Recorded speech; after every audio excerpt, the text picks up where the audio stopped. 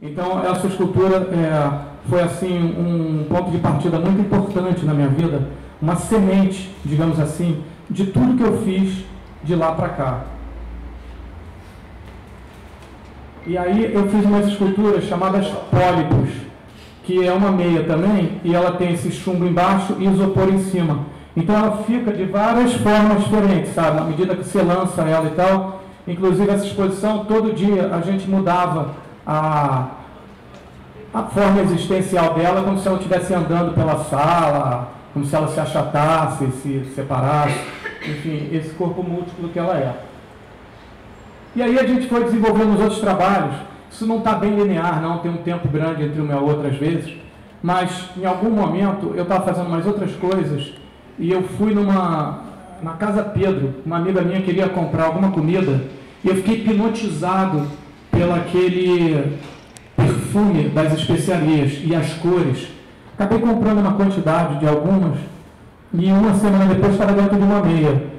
Mas demorou muito tempo para mim entender como lidar com aquilo, porque eu carregava assim, me sujava todo e tal, até que no momento eu peguei essa meia, joguei ela assim e pau, deixei cair. E ela adquiriu uma forma que eu pegava pela boca de novo, levava para o lugar e deixava cair novamente. E ela se mantinha naquela mesma identidade, mas era assim, poderia ficar um pouco diferente, mas ela continuava sendo ela mesma. Parece bobo, né? Porque a anterior não era muito diferente disso, mas demorou uns 6 meses, ou 8, entre botar na meia e realmente encontrar esse movimento. Ela manteve o cheiro? Manteve. E aí, mantém por um tempo, né? Aí você levanta, bate de novo, o de dentro sai e da borda. E ela tem essa coisa da transpiração. Na verdade, a primeira que eu fiz era uma pequenininha de cal, que fazia esse anelzinho embaixo. Esse de bater com a especiaria veio depois. E esses aí vieram ainda depois, que é com gesso e cimento. Então ela tem essa coisa de transpirar, nessa ideia de campo, gravidade, que eu trabalho bem com a gravidade sempre. Assim, como se ela estivesse me ajudando, né? Porque a nossa vida é sempre de alguma forma, né, no balanço, né, brincando com ela, né? Porque ela está sempre querendo jogar a gente para baixo e a gente não quer cair, né? Mas é uma força... A única lei que se impõe no mundo é essa da gravidade. É a mais próxima da gente, né? Porque na ciência, né, tem 4 forças: a fraca, a forte, a eletromagnética e a gravidade. Essas 3 outras eles entendem bem como funciona. Já a gravidade, ela ainda não foi muito bem compreendida pela ciência. E ao mesmo tempo, ela é a mais presente na nossa vida, né? São grãos que estão aí dentro? Nesse caso aqui é gesso. Esse que você comprou da Casa Pedro? Da Casa Pedro? São grãos? Não. Peraí. Não, ficou bom assim aberto, né? Tá ótimo. Esse aí é da Casa Pedro. Então, esse aí é açafrão, cravo, tem cominho também. O que aconteceu na época da Casa Pedro é que eu comprei, eu acho que foi o açafrão com o amarelo, que era mais próximo, mais forte na cor. Eu comprei ele, entrou na meia e ficou. E chegou um momento que começou a me incomodar o cheiro dele. Eu comecei a ficar exausto do cheiro dele. Aí eu fui lá e comprei o cravo. E depois comi a pimenta. E aí com o cravo, contrabalançou no ambiente. Ficou um ambiente de cravo, um ambiente de açafrão. E isso fez o cheiro ficar habitável, sabe? Dava para eu conviver com ele tranquilamente, numa boa. Então, além de ter com ele, além de ter essa coisa do campo de transpirar a pele, tem ainda a coisa da experiência do olfato, né? Do cheiro, né? Do odor se entrar na gente, né? De longe e tal, antes de você ver até a escultura. Mas esse grão morre em um determinado momento, né? Ele não é grão, ele é moído. Mas ele morre, ele vai sofrer uma transformação que vai... E aí, eu estou pensando assim, como comercializar uma arte que tem um tempo de vida. É complicado, sabe? Mas temos maluco que compra. Né? O que acontece é ele perder o cheiro. Né? E aí tem essa coisa de bater, mas tem um momento que tem que trocar, sabe? E também não é só isso, a meia pode arrebentar também. Assim, a minha vida nessas esculturas não é fácil, porque tem todos esses problemas. A dos colecionadores, mais difícil ainda, porque são eles que de fato estão lidando com esse problema. Na volta e meia aparece uma escultura para eu dar uma retocada e tal. Mas o interessante dessa questão que você me fez abordar é que você tendo, por exemplo, esse trabalho aqui, que eu acho que é o labioide, eu faço ele como se fosse um rim, sabe?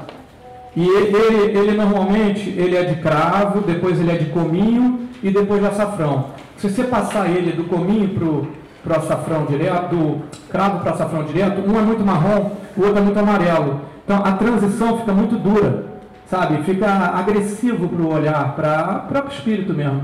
Então você tendo o cominho no meio, você tem uma passagem, que o cominho ele tem entre o marrom claro e o esverdeado.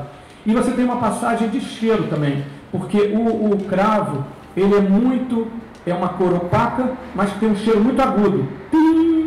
E o açafrão, ele é uma cor, né, espontânea, brilhante, o amarelão forte, mas tem um cheiro muito denso, muito grave, assim. Então tem um equilíbrio nessa relação. Você falou na questão do cuidado, quando você está com uma exposição dessa, não é, colocada. Eu fico curiosa, por exemplo, da Ana Marisa Montes, que foi você que fez o Caranguejo. Cenário. O cenário do Caranguejo. Por exemplo, aquilo não havia perigo de se arrebentar? Sempre há. Faz parte do trabalho que eu faço, sempre há, porque eu trabalho com a gravidade, as coisas estão sempre equilibradas. Então, sempre pode arrebentar, pode cair, é parte dessa dinâmica. É na corda bamba, sabe? A situação existencial da obra. Elas têm vida próxima. Muitas vezes, essa é a sensação, porque o que eu sempre quis trabalhar é a ideia da vida, sabe? Do princípio da vida, no sentido de brotar da semente, da célula, não quero assim desenhar um nariz, uma boca, um olho, mas eu quero que aquilo dê uma expressão de vida, sabe? Natureza e vida mesmo. E a gente vive num mundo, dentro da arte contemporânea, que ele é extremamente dominado pelo objeto. O objeto conta a história, e conta mesmo, né? Mas e tem não só o objeto enquanto objeto, mas o objeto enquanto a própria arte conceitual, que é extremamente mental, sabe? Então o objeto é a cultura, é aquela coisa que foi produzida pelo homem. Tudo isso aqui também foi produzido pelo homem, pelo ser humano no caso, mas ele está apontando para a natureza, né? A natureza enquanto nossa irmã, enquanto nossa mãe, nossa filha, nosso parente, a natureza que somos nós. Sempre que a gente fala a natureza, a gente coloca ela fora da gente, né? E isso é uma coisa estranha, porque a natureza somos nós, então a gente se coloca fora dela. E a ciência, essa foi a operação científica dos gregos lá, de começarem a olhar a natureza, transformar a natureza em paisagem, retirar, né, afastar ela da gente, para poder analisar ela e gerar a ciência. Começar a mapear, o sol todo dia cai, mas ele cai todo dia um pouquinho mais para cá. Então você começa a pensar no movimento celeste e outras coisas e tal. Então, tentando dar um salto para o que chegaria aqui porque o que aconteceu na minha vida há 4 anos atrás, há 6 anos atrás, a amiga minha foi fazer um trabalho com os Runicuim, que é um povo indígena lá do Acre, e ela voltou de lá e disse: você tem que conhecer os pajé. E ficou me falando isso, e aí 2 anos depois eu fui com ela, o que é há 4 anos atrás, e cara, cheguei lá, né, o Denilson está aí, ele pode falar melhor do que eu qualquer coisa, mas eu posso falar, enquanto branco artista que trabalha com isso, o que eu encontrei. E eu encontrei umas pessoas que não existe a natureza. Para os Runicuim, nem existe a palavra natureza. Existe a árvore, e essa árvore tem nome. Né? Uma vez eu cheguei e tinha uma mestra tecelã, ela estava com um tear, que na verdade um tear significa uma madeira aqui, o tecido, né? A linha? A linha está para baixo, as linhas estão esticadas aqui, então as outras aqui. Gordume. Com o gordume ali. E eu cheguei para ela, apontei para a madeira e falei: madeira? Ela falou: não, isso aí é não sei o que lá. Falou o nome, devia ser taboca. Não era outra madeira. Mas ela falou o nome da madeira. Madeira madeira para eles, não sei como é que é para o Denilson, é essa madeira de serraria. Entendeu? Se você compra de serraria, que vem de branco, sabe? Isso é madeira. O resto para eles tem nome. Tudo tem nome. Cada árvore tem nome, cada inseto tem nome, cada bicho tem nome, cada passarinho tem nome. E não só tem nome, como eles têm sabedoria.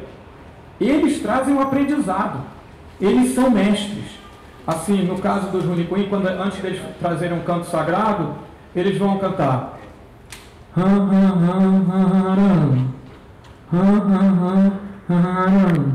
Pacuti, pacuti, pacuti. Pis, pis, pis, pis, pis, pis. Pis, pis, pis, pis, pis. Srim, srim, srim, srim. Srim, srim, srim, srim. Esse é um pássaro. É o canto de um pássaro. Pacuti, pacuti é um canto de outro pássaro. Pis, pis, pis é um canto de outro pássaro. Sirim, sirim, sirim é a jiboia.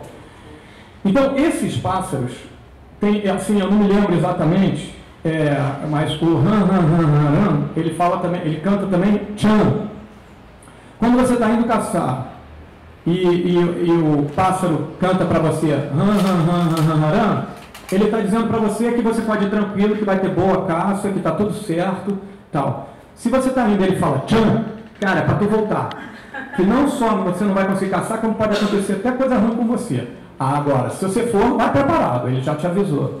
E tem outros avisos, sabe? Aí a gente conversando sobre isso, um Chay estava contando para mim que ele tinha ido... Tinha ido lá para a floresta, ia passar a noite lá, né? E sabe como é que é? De noite tudo é mais escuro, né? Que nem assim na cidade grande, na floresta também as coisas ficam mais, né? Tem que ficar com o olho mais aberto. E ele esqueceu uma coisa, tinha que voltar para casa, aí ele começou a voltar, tinha uma coruja parada. Aí a coruja levantou voo, foi voando até a casa dele, ele voltou, ela veio acompanhando ele, parou no lugar e continuou. Então, eu acho que o Denilson, que está aqui, pode falar muito mais, se ele quiser, é claro, sobre isso do que eu não sei de nada. Agora, o que eu sei é que essa turma sabe de tudo. E esse conhecimento que eles têm é um conhecimento, assim, de uma profundidade gigantesca. Você vê tudo que a ciência está começando a descobrir agora sobre a Amazônia, desse pó que traz a chuva, e um monte de outras coisas, que as raízes se comunicam e uma passa alimento para outra e tal. Todos esses caras já sabem disso há muito tempo, sabe? Então, existe então eu que passei a vida, 30 anos, para ser mais exato, 29 anos da minha vida, tentando me relacionar, né, artisticamente com esse princípio da natureza, com o que é a natureza, tanto, dentro da gente. Porque quando eu fiz essas esculturas aqui, o que eu queria? Essa aí. Essa eu me deitei. Então, o que eu queria, antes dessa, essa aqui foi uma das primeiras, realmente. Tá vendo? Tem uma gota aqui, tem um ovaloide aqui em algum lugar aqui tem um tubo, que é uma meia, você enfia a mão e você sai pelo outro lado dela, a sua mão entra dentro dela, mas na verdade não está dentro, está fora, né? Assim, topologicamente falando e tal. Então, quando eu fiz essa exposição, tem 2 esculturas antes que eu fiz, mas quando eu fiz essa exposição, eu ficava pensando, a gente bota a escultura dentro da galeria, e eu queria fazer uma galeria para estar ela dentro, galeria corpo, como se a gente entrasse dentro do próprio corpo, sabe? Para ter essa noção dessa floresta, que tanto dentro quanto fora existe a floresta, né? Essa floresta que está lá fora, dentro da gente é uma floresta também.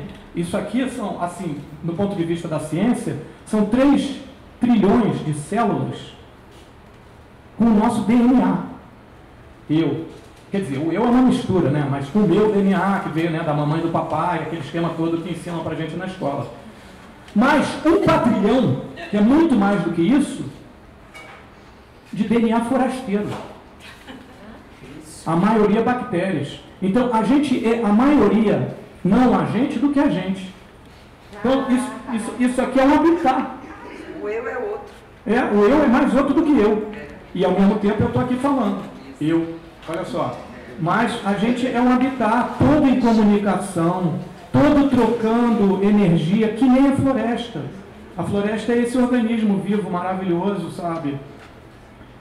Enfim, eu vou só mostrar mais um pouquinho aí porque eu vou passar aqui para o Denilson, porque eu estou falando da floresta aqui, eu acho que... Ernesto, por favor, antes...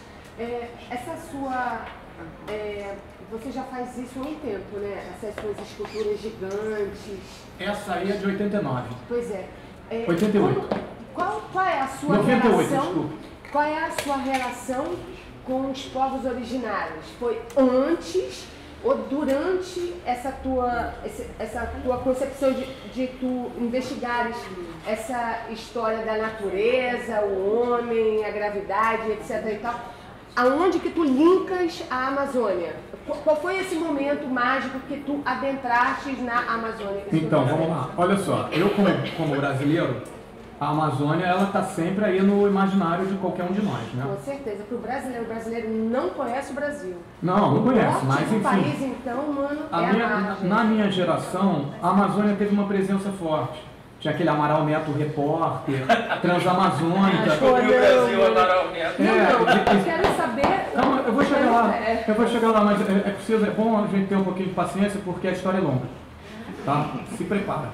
Então, eu acho que esse espírito existia dentro da gente. No meu quarto tinha fotografia de uma índia com metade da cabeça raspada aqui, cheia de urucum na cara, durante muito tempo.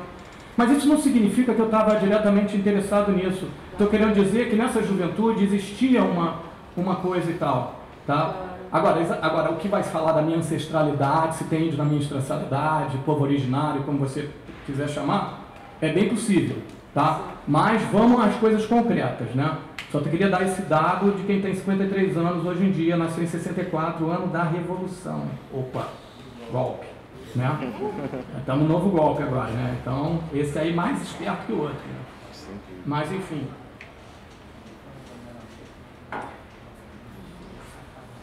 Essa escultura e esse pensamento é anterior a essa escultura. Esse pensamento que começou com aquelas sementes, que são de 88. Aquela escultura semente. Tá? Essa escultura é 10 anos depois, de 98. Há 4 anos atrás, eu encontrei com o Juninho Cohen pela primeira vez. Há uns 8 anos atrás, talvez um pouco mais, eu comecei a ler aquele Eduardo Viveiro de Castro, porque estava interessado nisso também. Mas era uma coisa assim, cara, uma coisa é você ler, a outra coisa é você encontrar. Né? Assim, o que eu entendi, até por conta deles, eles falavam muito do contato. Que quando teve contato, teve a correria, né? Saiu correndo, porque né, o contato não foi um contato amigável. Era a turma da borracha, garimpeiro, essas coisas todas. E eles falavam muito contato, e quando eu percebi que tinha voltado no Rio, as pessoas me perguntavam sobre a minha relação, como é que foi e tal, eu comecei a falar do contato. Só que esse contato não era deles com o branco, era de mim mesmo, branco, com eles.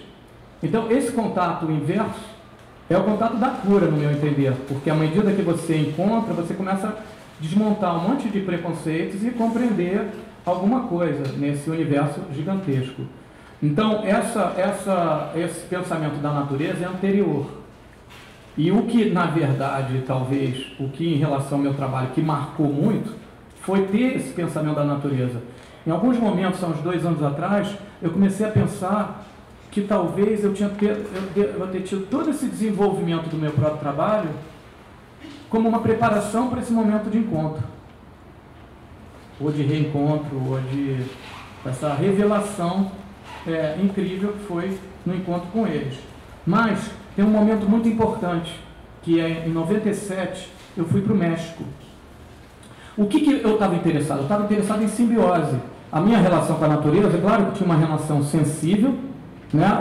O que no meu entender hoje em dia é uma relação espiritual, a partir do meu encontro com eles, mas é muito mediada pela ciência, porque ela que é o nosso canal branco, né? Foi apagado essa questão espiritual. Espiritual é a religião católica, que é bem discutível, né? E tem uma espiritualidade oriental, inclusive o Zen foi extremamente importante para mim na formação do meu trabalho, do meu pensamento, né? Mas essa relação espiritual com os povos originários daqui, que é gigantesca, é muito longe. Ou então com o lado africano, né? Meio através do samba, um pouco, né, daqueles cantos que chegam até a gente, dos terreiros, né? Afoxé, essas coisas todas que essa força africana está bem mais próxima da gente, mas talvez esteja menos dentro da gente ainda, do que a força indígena. Mas voltando a essa parte, eu fui para o México. E no México, eu estive lá nas pirâmides mexicanas e estive no Museu Antropológico, que foi uma coisa assim, eu não acreditava no que estava acontecendo, sabe? Essa exposição foi uma exposição muito legal, muito importante, uma exposição coletiva grande, chamada Assim Está a Coisa. Assim está a coisa, tipo, o que está acontecendo na América Latina agora. Então tinha artista da América Latina inteira.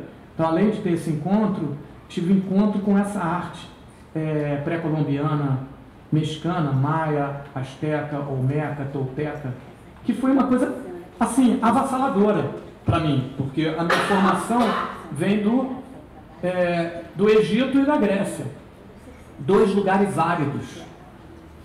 Egito, deserto, e a Grécia, pedra, tem planta também, né? Assim, não é que nem o Egito, mas pouca coisa em relação à pedra e à água, né? O mar. Então, a relação entre a figura e fundo é a relação com o vazio. E lá, cara, aquelas esculturas, a sensação que eu tinha é que a pedra queria ser mais pedra do que a própria pedra. Enquanto o egípcio e o grego estavam querendo desfazer a pedra, o Egito virar um gás, a pedra, e a Grécia virar um movimento, lá, cara, a pedra era mais pedra ainda, sabe? Ela tinha corpo, verdade, sabe? As cabeças olmecas desse tamanho. Essas cabeças, vocês sabem como é que foram encontradas? No meio da mata, selva. Lá, os caras iam andando, arqueólogos, de repente esbarrava com um arbusto estranho, começava a arrancar as plantas, descobriam a cabeça mexicana. As pirâmides, mesma coisa, via uma montanha estranha, tirava as plantas, estava a montanha lá. Eu fui falar isso com um amigo meu mexicano uns 10 anos depois, ele disse, cara, você sabe que até hoje pagam pessoas para manterem as plantas, cortar para elas não comerem as pirâmides. Então, é muita vida. E nesses textos que eu fui ler depois, do Eduardo Viveiros de Castro, ele diz uma frase, ele cita uma frase indígena, que diz que o mundo é habitado demais. Então é interessante isso, porque essa simbiose toda, essa floresta, e é habitado não só de um monte de inseto, de bicho, de vento, de luz, sabe? Mas como de espírito também, sabe? Transitando nisso tudo, porque no que eu descobri ali, meu amigo, é que você está aqui no mundo que é pra gente, é o mundo real, e em segundos você já pode estar no mundo encantado, que o encantado e o real se mistura e a gente... Acontece isso, Thiago? Tá vendo? Isso aí não dá para eu falar, tá? Mas é o que eu percebo, porque eles vão falando e vai de um e entra no outro, assim, na hora, sabe? E aí, cara,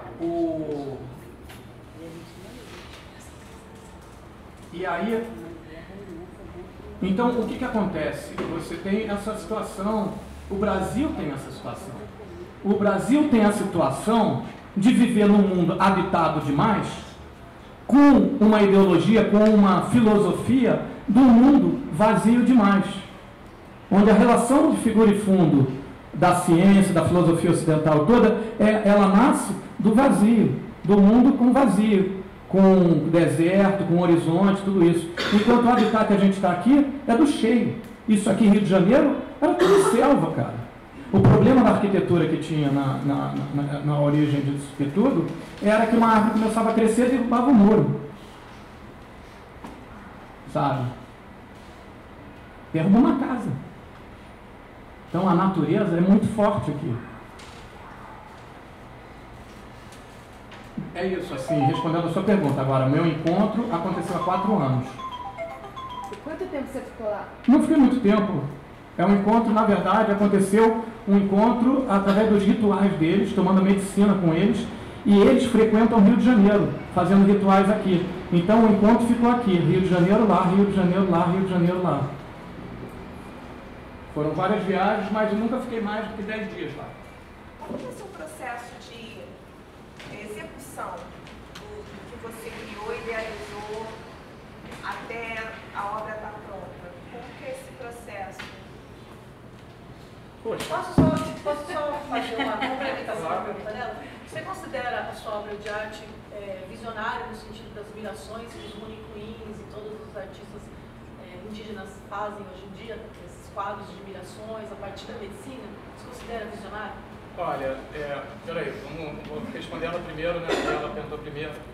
Eu acho o seguinte, assim, como criar, a gente sempre está fazendo um trabalho e um trabalho vai levando ao próximo, né? Agora, isso é uma relação, cara, assim, muito da onde a gente está, sabe? Das pessoas que estão próximas de você, das coisas que você está vivenciando. E aí é uma coisa assim, a gente está o tempo todo com aquilo, né? Com aquele lugar para onde você está indo e tal. E assim, vai se materializando de alguma forma na sua mente mesmo, no seu corpo relaxado, né? Assim, deita na rede, começa a se concentrar realmente naquilo, meditar e tal. Aí, à medida que a gente vai fazendo, ele vai se transformando. Assim, para mim sempre teve uma coisa, se você faz um trabalho e você diz, isso era exatamente o que eu queria, não tem sentido. Porque nada aconteceu nesse movimento, sabe? Nada aconteceu nesse entre, né? E aí, se nada aconteceu, se a sua mente era capaz de idealizar aquilo e realizar aquilo, para que fazer? Porque o bom é o que a gente encontra no caminho, né? Então tem sempre uma aventura entre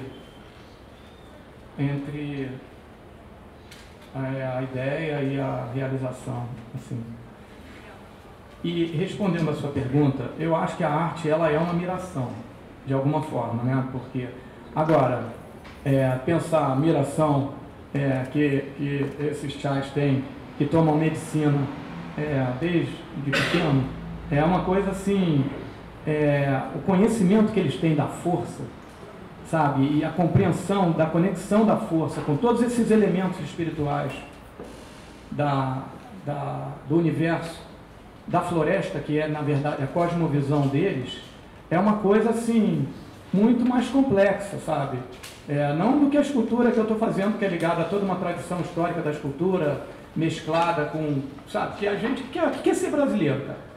Uma vez eu estava numa palestra do Davi Yanomami, cara, e saí de lá, né, com a força dele afirmando o povo dele, Yanomami, e todos os outros, né, o que é interessante para mim, no meu conhecimento, humilde conhecimento mesmo, que é minúsculo diante desse universo, esses chais, os povos originários, né, eles sabem de onde vieram, quem são e para onde vão. Isso são 3 perguntas básicas da filosofia ocidental que nego não sabe a resposta. E isso faz uma diferença muito grande em relação à vida, né? Porque aí eu saí dessa palestra do Davi Yanomami, no dia seguinte, cara, eu andava pela rua assim e ficava olhando todo mundo, que nem aqui agora. É só olhar todo mundo aqui agora. Quem somos nós? Sabe? Quem é o brasileiro? O que é o brasileiro? Cara, isso é uma pergunta complicada. Porque a gente é um país colonizado, misturou aí 3 povos, cada um deles já era diferente entre si, sabe? Porque também você falar que os povos originários não são todos a mesma coisa. Todos, assim no meu entender, têm essa conexão espiritual com a natureza, mas eles se dizem diferentes de fulano e beltrano e tal. Então, assim, quem somos nós, sabe? Eu conheci uma pessoa que trabalhava com os Guarani. Ele me disse que vivia lá na aldeia, trabalhando, era um antropólogo. E o Guarani, quando queria xingar outro, chamava de índio, porque ele não se chamou de índio. Tu é índio, cara, tu é índio, mas era brincando. Isso é bom a gente entender que isso foi um nome que o branco deu, né? Deu para eles, bem na Índia, né? Eles são Kaxinawá, eles são Yanomami, eles são... E aí vai... Bom, e ainda tem, por exemplo, você falou Kaxinawá, né? Eles não se acham Kaxinawá. Trouxe o livro, pois é. Eles se acham Runicuim, da Nieta, né? Da Nieta. Eu conheci ela, sabia? Lá no lançamento do livro da cura, em São Joaquim. Muito legal ela. Foi a primeira professora do Runicuim. Quando eles se auto-chamavam de Kaxinawá, e aí eles tiveram esse movimento cultural, onde eles perceberam que a cultura era a força deles de transformação e de afirmação e de segurança, de proteção, e começaram a se chamar Runicuim. Isso é o que eu entendi, tá falando em nome deles, mas não... Mas André Valias fez um poema, né, Totem, que o Viveiros de Castro fez a apresentação, que é lindo, com todos os nomes. De todos os povos. De todos os povos indígenas do Brasil. É lindo Nossa, mesmo. É muito lindo o poema. Na verdade, quando eu fiz essa pergunta, eu queria saber, porque assim, quando eu cheguei aqui, eu nunca vi só alguns pontos, tá? Quero ver. Imediatamente me veio os rizomas, vi vários rizomas, antes mesmo de você falar do carro. Mas o que eu estou te perguntando é se a sua obra, ela parte de uma miração, depois desse seu contato com os únicos. Então, a sua experiência, né? Ela é trabalhada dentro da miração, com certeza. Ela é trabalhada ali dentro mesmo. Vários detalhes, assim, passos. Às vezes vai para cá, às vezes vai para lá. Assim como seria trabalhado na concentração sem a medicina. Mas é claro que tendo a medicina, ela é toda trabalhada ali também. Então, vamos dar uma corridinha. Quando você fala, quando você fala em medicina, aí você está falando da medicina natural praticada por esses povos, é isso? Isso, acima de tudo o Nichipan, que é mais conhecido como ayahuasca. Também Daime. Ah, tá. Que é a mistura de um cipó com uma raiz. Você é daimista? Um cipó com uma folha. Você é daimista? Não, eu sou... No caso, eu seria nichipanzista. É a mesma medicina, mesmo chá, mesmo, muitas vezes a gente toma o daime mesmo. Né? O madrinho fazem, a gente toma com os índios, o Unicuni. Eu fico muito curiosa. Aí a Wanauá também. Fico muito curiosa, né? Porque assim, eu botei aqui arte, natureza e espiritualidade. Ainda, assim, acho que a arte contemporânea vem fazendo muitas ligações com isso e assim, legitimando esses processos que envolvem, né, essas três grandes possibilidades humanas. Mas assim, eu lido muito com a base, né? Escola pública, favela, nananã. E a gente está vivendo um momento tão esdrúxulo que a gente não consegue nem falar de orixá como mitologia, como lenda, né? Quiçá olhar o Alguidar como uma comida para o Oxum como uma arte, porque é lindo aquilo, né? Quando no candomblé a gente vê alguém vestido de Oxum e fazendo uma dança, quanta coisa está ali.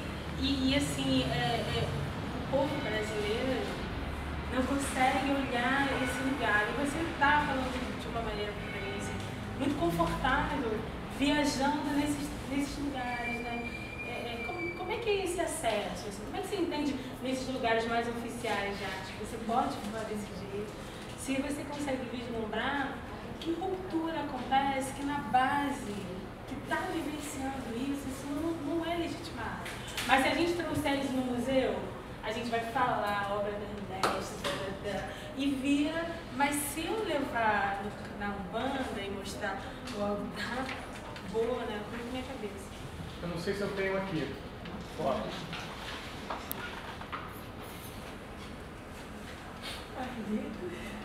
Eu tinha um outro, mas acho que aqui eu não tenho.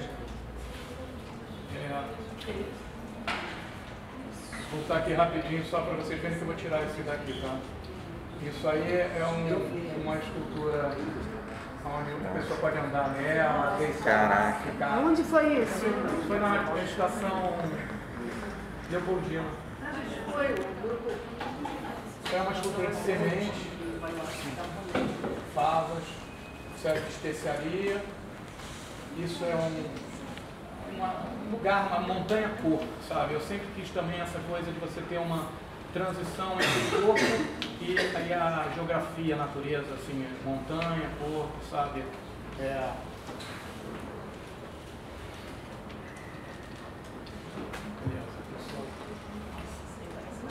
Tá vendo? Essa escultura, eu resolvi trabalhar com cor muito forte, com esse lance do crochê. Eu estava voltando ao crochê depois de 20 anos quase. E tá vendo? Eu fiz esse trabalho que são esses atabaques de ponto, né? Com o piano e os instrumentos, né, de ritmo ali de escola de samba. Tentando colocar um pouco isso. O nome dessa exposição é Dengo. E ela foi uma exposição pensando muito a questão do camelô. Sabe, tem uns, assim, esse aqui, o roxo está levando Fanta-Uva, o azul acho que cerveja Antártica, o amarelo Skol, o vermelho é cerveja Brahma, ou é Coca-Cola no vermelho, não sei. Enfim, alguma coisa assim, Isso aqui era como se fosse uma vitrine de CDs, sabe, vendendo. Tinha um lancezinho do camelô, daquele de queijo coalho, sabe, porque estava uma época de muita violência, um choque de ordem tinha chegado na praia, que era o meu habitat, assim, de social, e a gente ficou muito incomodado com essa agressividade, até porque os vendedores de cerveja são todos camelô, de alguma forma. Eles inventaram essa sofisticação de, né, irrigar e drenar de insumos para a alegria dos praianos. Há muitos anos, cara. E é uma coisa muito bem organizada, tem os caminhões que guardam todas as cadeiras, que recebem os produtos que não foram vendidos, sabe? Então todo dia de noite tinha isso. Quando o choque de ordem entrou, resolveu organizar tudo, deu uma confusão enorme, tiveram que voltar atrás, sabe? E essa turma não... Agora, assim, então antes disso, antes de conhecer essa turma da floresta, assim, o que eu acho do Brasil é que enquanto a gente não estudar os mitos africanos e indígenas, a gente não vai conseguir ficar de boa nesse país. Porque a gente, todo mundo, sabe, não é uma questão de cota, no meu entender. Todo mundo. Quer dizer, eu não sei se o Denilson tem, entendeu? Porque o Denilson é índio, está lá, já está aqui morando na cidade e tal, acaba se aculturando um pouco. Mas o Runicuim que está lá na floresta, nem mal sabe o que é branco, o que é afro-brasileiro, nada disso. Agora, a gente é tudo misturado, cara. Essa cultura está misturada em todos nós, sabe? Há muitos anos, sabe? Independente do preço que a pessoa de pele escura paga na esquina, né? Quando a polícia passa, por exemplo, ou quando quer procurar um emprego e tudo isso e tal. Existe uma questão de que a nossa sociedade é uma sociedade miscigenada. Então, a compreensão, estudar na escola esses mitos que nem a gente estuda mitologia grega, porque meus filhos adoraram estudar mitologia grega, é realmente muito legal. Agora, os orixás são muito legais. As histórias que eu conheço, dos Runicuim, a própria história do Desana que eu ouvi, falei agora um pouquinho de uma do Tucano para o Denilson, que eu achei que poderia ser a mesma que a deles, a história original. Tem um livro maravilhoso, Guarani, quando o Tupã veio na Terra e gerou a humanidade. São histórias incríveis, cantos maravilhosos. A gente não sabe nada, nada. Vou te dizer, do lado africano, a gente ainda sabe muito mais, sabe? Então, eu vou rapidinho, porque, cara... Eu acho que tem um perigo também. Algumas igrejas evangélicas estão batizando índios, estão botando no Facebook. Então, há poucos dias, quebraram várias imagens de uma igrejinha. Aqui o padre foi fazer o boletim de ocorrência e estão destruindo terreiros de Umbanda de Candomblé, expulsando o pessoal dos orixás das favelas. Muitos estão sendo expulsos. Isso é uma coisa que a gente precisa saber e ver o que é que se faz, porque estão muito desprotegidos. Olha, eu ouvi uma história outro dia que uma mulher... ela deixou as roupas dela brancas penduradas em alguma comunidade e ela quase apanhou. Ela tem que sair da comunidade vestida à paisana, digamos assim, e botar a roupa fora, tirar a roupa para voltar. Então é uma tremenda agressividade que está piorando agora, mas não começou agora, né? Não. Já começou há muito tempo. Aqui o Rio era cheio de templos. Esse cara, Simas, sabe quem é Simas? Simas é um cara, me lembro, cara que fala aí dessa parte africana, bonito mesmo, sabe? Luiz Carlos Simas, né? Luiz Carlos Simas. Esse cara, ele fala, é incrível, esse cara tem uma compreensão muito grande, é bem iluminado. Então, aí, o que aconteceu? Eu cheguei no Rio de Janeiro, eu conheci aquele cara que está lá, o Fabiano Tchanabanê, que é filho do cacique Cian, e ele é o cara que formou esse grupo no Rio de Janeiro, que faz esses rituais aqui há 12 anos. Eu conheci ele na floresta e quando cheguei aqui, com a cabeça assim, o corpo todo e tudo meio assim, uau, o que aconteceu? Teve um ritual dele aqui, eu fui lá, foi incrível, e 2 dias depois encontrei ele, falei dessa exposição que eu estava tendo, falei um monte de coisa, não parei de conversar com ele, e em um momento falei dessa exposição, falei que eu queria fazer a dança, disse, porra, tinha vontade de fazer uma dança, que eu já fiz assim como se fosse a dança da jiboia, mas a dança que a gente tinha feito era a dança da tartaruga, que é a dança fechada, que é a caixa da tartaruga. E ele disse, vamos fazer junto. E aí a gente acabou fazendo, eu acabei transformando essa sala numa sala para fazer um ritual. A gente fez um ritual dentro do museu e desandou a fazer esses trabalhos aí. Então esse foi um rio de boia, pensando nos rios voadores.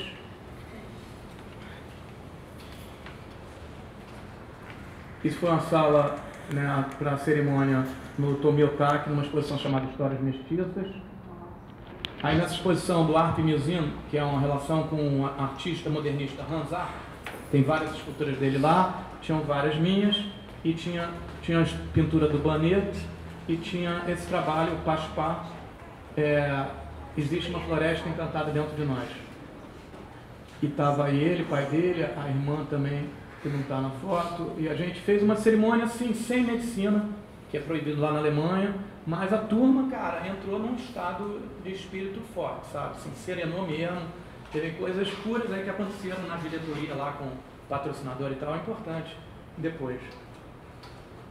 E fizemos essa grande exposição chamada Arucuspá, onde a gente fez uma assembleia, a diretora e a curadora do local e mais 2 pessoas foram lá na floresta convidar o povo. Foram os principais pajés lá do Rio Jordão, turma mais velha mesmo, sabe? Uma parada muito séria e muita responsabilidade.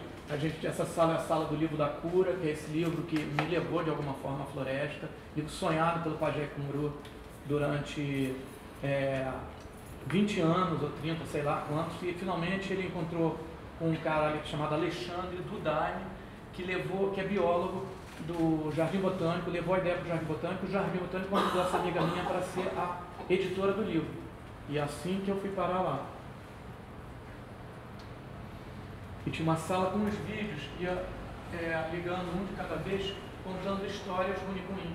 Esses mitos, a história de como eles, do Abusan, que é a história de como a jiboia trouxe a medicina para eles, a história de como eles começaram a pintar os canus, que é como eles chamam essa geometria sagrada, foi também a jiboia que ensinou a sirianismo, história do esquilo, história do barro, enfim, é uma série de histórias. Cada coisa que eles fazem, cada relação, tem a história do grilo, tem a história do besouro, tem o canto do grilo, o canto do besouro, o ensinamento do grilo, o ensinamento do besouro, e da onça, e da samaúma, e dos cara, meu irmão.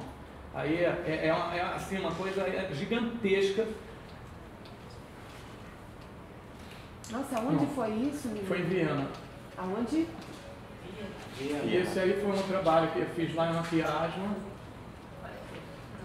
cabeça da jiboia, e com todo o meu amor e gratidão ao povo Nicuim, e o Bã e o Bu jiboia. E o Bã é jiboia em Ratchakun, e o Shibu é o grande espírito, é os espíritos em geral. É o Ixan, teve lá na abertura, estava por perto. E aí teve esse momento que eu levei lá para o Jordão umas folhas de papel com uma proporção, e os artistas lá fizeram o desenho nessa proporção, e a gente ampliou e imprimiu no tecido para levar essa voz da floresta para ficar em volta da exposição.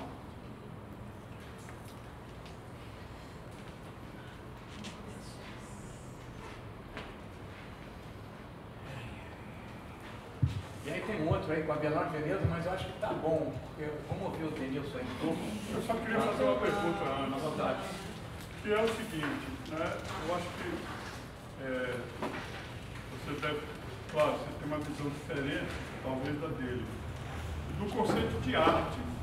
Porque a gente fala assim, arte indígena, mas na cultura original desse povo, eles têm esse conceito. Ou o que eles fazem, que a gente chama de arte, é algo que brota naturalmente deles, desse contato com esse ambiente que eles vivem. E é uma coisa que não é, digamos assim, valorizada como o conceito ocidental, o conceito civilizado, porque para nós, mesmo para nós, é um conceito difícil de discutir.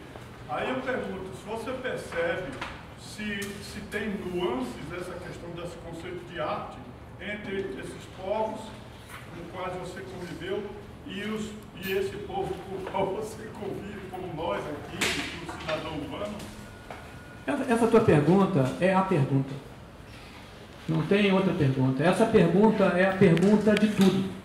Essa pergunta é o problema todo.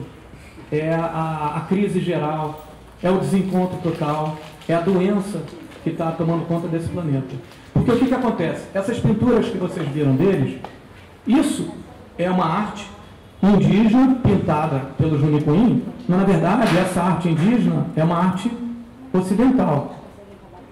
Isso aí começou a partir do papel e do lápis, que chegou com a Anitta, por exemplo, ou antes até com os garimpeiros, sabe? Então, não existia papel e lápis, e não existia essa maneira. Então, o que é arte ocidental? A arte ocidental é alguma coisa a ser contemplada, ela pode gerar uma ideia, pode gerar um pensamento, pode gerar até uma transformação espiritual no momento que você olha ela. Mas, no meu entender, na minha visão, a arte indígena é diferente. E aí o Denilson pode se aprofundar nisso. Mas ela está lá para trazer força, para trazer proteção, para trazer conexão com a dinâmica espiritual. Ela não está separada da vida, jamais. Ela é parte da vida. E ela não tem o valor, porque ela não foi feita para isso. Não existe o valor na sociedade indígena. Não existe a ideia de propriedade. Pode estar até começando a existir, mas porque foi levada para lá. Então, o que acontece com a arte ocidental? Quanto mais intocada ela é, mais valiosa ela é. Né? Você vai no Louvre, a Mona Lisa está lá, com vidro grosso entre a gente e ela. E quando você toca, como essa pulseira está tocando em mim, ou como, sei lá, um tepi para você soprar o rapé, está todo desenhado lá para trazer força, proteção, luz, tudo isso. Aquilo ali é tocado, é quebrado, não tem sentido aquilo parado. Quer dizer, até tem sentido, é bonito, você olha, pô, demais, maravilhoso e tal. Mas o sentido daquilo é na hora que aquilo está sendo utilizado, está sendo vivenciado. O cocar ele é lindo. Ele é lindo. Mas quando você bota um cocar na cabeça, toma uma medicina forte, recebe uns cantos fortes, a força chega, você está com o cocar na cabeça, é diferente de quando você não está. Com o cocar, você tem que estar muito mais esperto. Porque o cocar é antena, é conexão mesmo, é o pássaro trazendo do vento, do espiritual, aqui, para dentro do seu corpo. Então, é disso que a gente está falando, de coisas da vida mesmo, sabe? Enfim, eu acho que essa pergunta é maravilhosa para eu poder passar o microfone aqui para o Denilson, porque o meu vídeo ficou... Que armadilha. Oi pessoal, boa tarde. Então, meu nome é Denilson. Não é meu nome em Banil. Banil também nem é um nome de um povo indígena, é um nome que foi dado pelos brancos ao povo que eu pertenço. Eu sou lá do Rio Negro, de uma região lá do Amazonas, tá? E lá tem, nessa região do Rio Negro, tem mais ou menos 25 povos. Cada um com uma língua, uma cultura, uma identidade diferente. Apesar da maioria das pessoas acharem que índio é tudo tupi-guarani, ou todo mundo fala tupi, né? A gente, só no Brasil, mais de 300 povos e línguas diferentes, sabe? Primeira coisa que a gente tem que pensar isso. Essa pergunta, eu não saberia responder, porque nem os brancos sabem a resposta do que é arte, né? Se nem vocês que estudam isso sabem a resposta do que é arte. Então, eu sou formado em comunicação, mas também sou artista visual nesse conceito de ser artista, né? De construir linguagens visuais, tá? Meu povo se chama Vale Pere da Kenai. Vale Pere da Kenai. Isso. E esse é só um dos clãs de Banil lá. Eu disse que são 25 povos, mas só os Banilas têm quase 30 clãs, sabe? Cada um tem a sua função dentro dessa sociedade que foi chamada Banil, só por causa da língua, né? Eu estou morando no Rio de Janeiro já há algum tempo e não vim aqui ensinar como ter migrações pela ayahuasca. Apesar dos banios também terem contato com esse tipo de medicina, além do tabaco e do maricá, da coca, enfim. Até porque eu acho que depois para quem vive com nesse universo indígena onde as medicinas são aplicadas, né, para ensinamento, para conhecimento, chega um tempo que acontece o que aconteceu com o Carlos Castaneda, que ele chega um tempo e fala assim, o pajé chega para ele e fala assim, você sabia que na verdade você nunca precisou disso? Isso está em você mesmo, você não precisa. A medicina ela é só um atalho, entre aspas, para você ter o conhecimento, né? Mas você pode conhecer isso de outras formas, inclusive pelos sonhos. Os sonhos são as coisas mais importantes, assim. É através do sonho que você tem acesso direto ao universo, ao que é espiritual, ao que você não consegue ver aqui.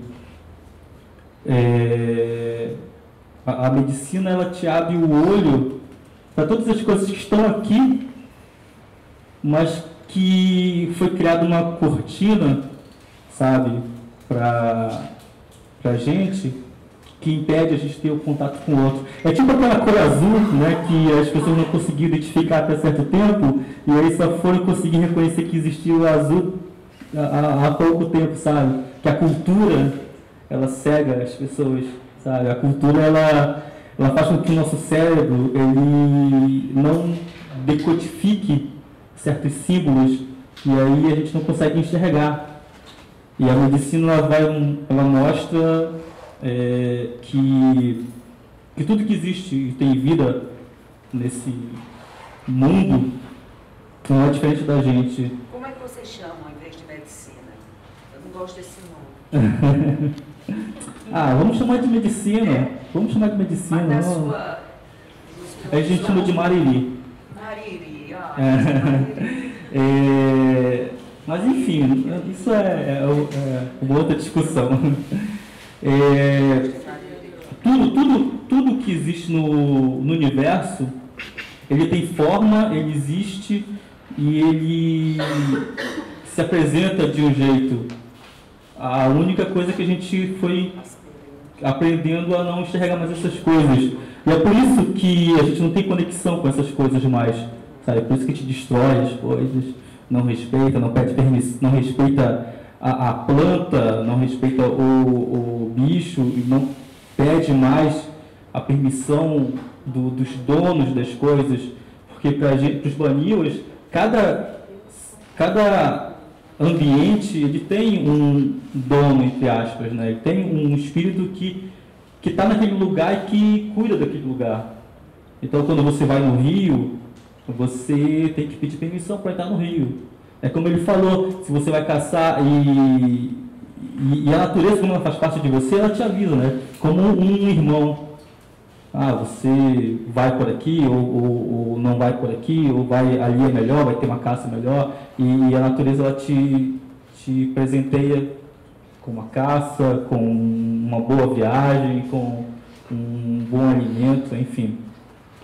E a medicina ela só faz a gente enxergar essas coisas que a gente não aprendeu, ou a gente esqueceu, né? Com essa educação não indígena.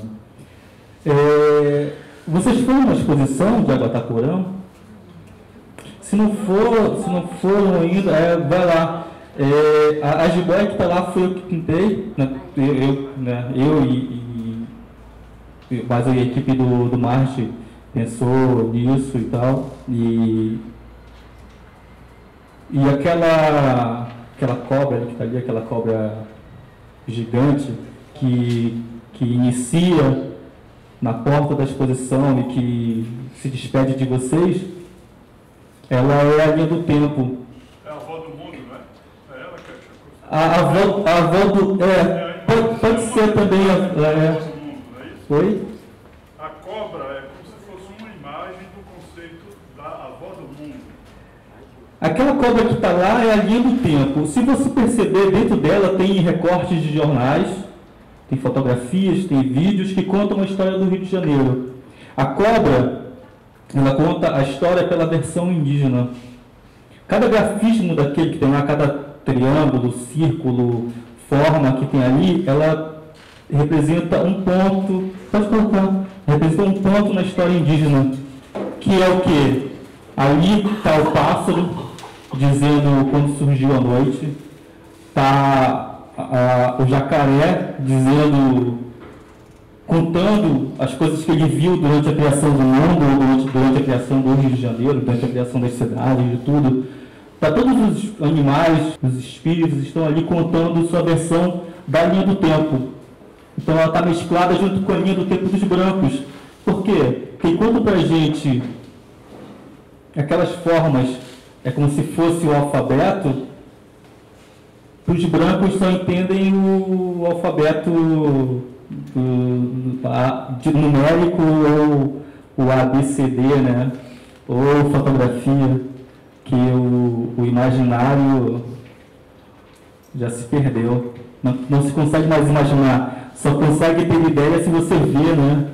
Se tiver alguma coisa muito explícita, as coisas implícitas não fazem mais sentido para esse pessoal que está aqui na cidade. Por isso que precisa ter placas de trânsito para dizer que não pode atravessar a rua. Porque não consegue mais pensar por si mesmo, precisa de aviso. E tem que ser bem explícito, senão não entende. Nem esse aviso é merecido. Né?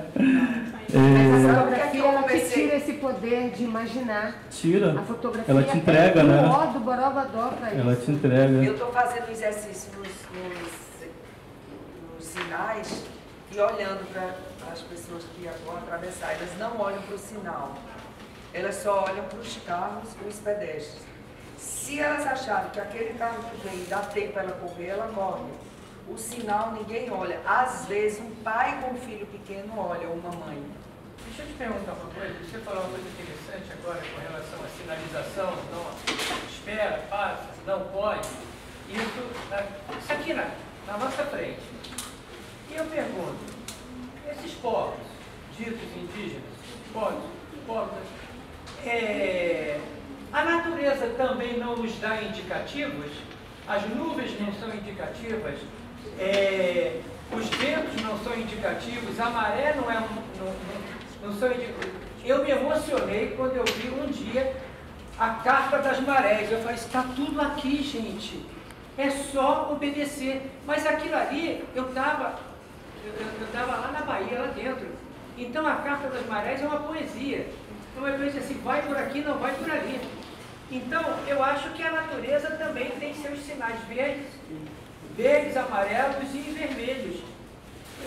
Porque é bem capaz de nós sairmos na noite errada pelo caminho incerto. Mas provavelmente seus ancestrais não saem na noite errada e pegam o caminho errado. As nuvens, o vento, na verdade, a gente tem que entender que eles não são essas coisas muito distantes, eles fazem parte da gente, né? Por isso que, inclusive, às vezes, você pode pedir para eles, sabe? Se você vai fazer uma viagem e você vê que vai ter uma tempestade, você pode pedir uma permissão de viajar com tranquilidade, que de repente, se você for ter sido um irmão bom para as nuvens e para a tempestade, ele pode te atender e te deixar viajar, sabe? Ele não te impõe. Aqui é muito imposto, né? Não existe conversa. Você só tem que obedecer o sinal vermelho com risco de você perder sua vida. Existe um teórico de dança que diz, inclusive, que a polícia coreografa a população na rua. Ela diz, vai por aqui, não vai por ali. E ele discute a coreografia a partir do dedo e da autoridade do policial. Eu achei incrível, realmente, a gente é coreografado o tempo todo, ao vivo, na hora. Então, essa é a cobra, a grande cobra que eu chamo de cobra museu, que é onde está toda a história humana, universal mesmo, porque os espíritos criadores, eles nos contam histórias universais, sabe? Então, ela conta, por exemplo, que o povo Daniel estava na China antes de chegar ao Brasil. Ela conta sobre o canal de Bering, isso, sobre os oceanos, sobre quando os brancos iam chegar aqui, conta sobre a chegada dos chineses, dos noruegueses, dos portugueses, sabe? Porque ela é ancestral, ela conhece, ela transita entre os tempos. Infelizmente, tudo isso foi quase perdido por conta do cristianismo, né? Tudo isso foi transformado em alucinação, demônios, assim como a cultura negra, né? Que aí essa semana saiu o disco de um rapper que eu gosto, que chama Baco, lá da Salvador, e o disco dele chama Exu. Aí tem, escrito, a capa é muito linda, assim, porque ele é um rapaz negro, em frente lá à igreja, e está com os braços abertos, em cima escrito Jesus, e aí está riscado a palavra, a letra J e a letra S, aí ficou Exu no meio, e o disco é fantástico, assim, eu estava ouvindo ontem e hoje, ouça. E ele conseguiu mesclar a música negra, que é o rap, e a cultura religiosa, sabe? E uma coisa que me chama muita atenção sobre a questão da polícia e do negro no Rio de Janeiro, todas as capitais, na verdade, né? Que ele fala que a justiça é cega, por isso que ela vê tudo preto. Né? Enfim, isso é uma outra coisa. Com esse conhecimento que essa serpente traz ali embaixo, sabe? Eu não estou nada no meu trabalho para mostrar, porque eu quero falar disso, porque eu quero que vocês vão lá, vejam isso, sabe? Leiam o que está no estômago dessa cobra. Está aqui, é só descer, hoje é de graça. Nós fomos. Não, deixa eu ir lá, não vou mostrar que aqui é só, ó. Aqui é uma coisa muito, até contra o que eu quero falar para vocês, porque o que está aqui é luz, é física, né? É luz, é matemática, porque essa imagem aqui é formada por bits de computador, sabe? Desçam lá, vão lá, toquem, não sei se pode tocar. Vai lá, vê de perto o que é isso aqui. Ó, cada desenho dessa aqui tem um jabuti aqui que fala sobre o respeito que tem que se ter aos irmãos da natureza. Tem as formigas, tem pássaros, tem espíritos ancestrais aqui dentro, sabe? Que contam várias histórias e vocês precisam ouvir eles, sabe? Talvez vocês não vão identificar aqui o significado ou o que eles querem passar, mas de repente, entrando em contato com eles, eles estão vivos lá através de tinta, sabe? E vai que eles gostam, vai que um deles gosta de vocês, aí visita vocês durante o sonho e conta o que ele quer contar, sabe? E a própria jiboia é o povo Runicuí, inclusive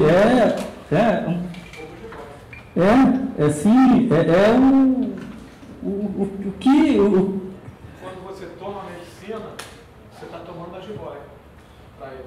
Né? Se você chega para o pajé mesmo, né? Chega para ele e diz, você é o pajé? Ele diz, eu não, pajé é a jiboia, eu sou a estudante. Alguém perguntou quando eu entrei, depois as pessoas perguntaram por que não tem meu nome aqui. Porque, cara, deixa ela contar a história dela. Eu só fui, sei lá, o estudante, porque o conhecimento que tem é ela quem passou, sabe? E eu demorei muito, aquela coisa assim, que você perguntou para ele, como pegar essas coisas que são da minha cultura, que eu considero sagrado, que eu considero intocável, que eu não gosto de falar para ninguém, porque são segredos que meus bisavós me passaram, sabe? Como é que eu vou pegar essas coisas e não ofendê-los, ou não depois voltar para a aldeia e falar assim, você fez aquilo lá, que coisa feia, né? Que coisa horrível, por que você está fazendo isso? Eu demorei muito tempo para mostrar essas coisas, por esse medo, por respeito, por eu entender que eu não deveria fazer isso. Mas aí, conversando com o pessoal mais velho, lá do Rio Negro, eles me aconselharam não, tem que mostrar mesmo agora, porque a gente está num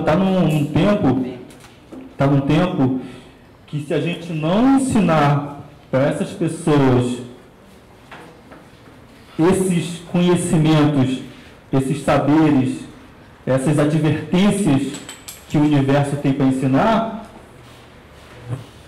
não vai adiantar nada a gente guardar isso, porque tudo isso que vai ser destruído. A floresta vai ser destruída, a gente vai ser... Tudo isso aqui não vai existir mais, sabe? Então, essas pessoas têm que conhecer que quando se derruba uma árvore, não está derrubando um pedaço de madeira, não está derrubando uma mesa, sabe? Isso aqui nem madeira, não está derrubando uma coisa inanimada, está derrubando um espírito, está matando alguém, sabe? As árvores têm conhecimento, elas ensinam, elas guardam alguns segredos que vão se perder com elas. Se matar uma samaumeira, ela vive centenas de anos. Quantas coisas ela já viu? Quantas coisas ela passou, sabe? Eu queria, assim, só trocar uma coisa. Agora eu fiquei, você falando dessa coisa dos segredos, né? Eu acho que eu posso contar, isso que eu vou contar agora, mas era um segredos revelados. Eu fui parar num candomblé, numa cerimônia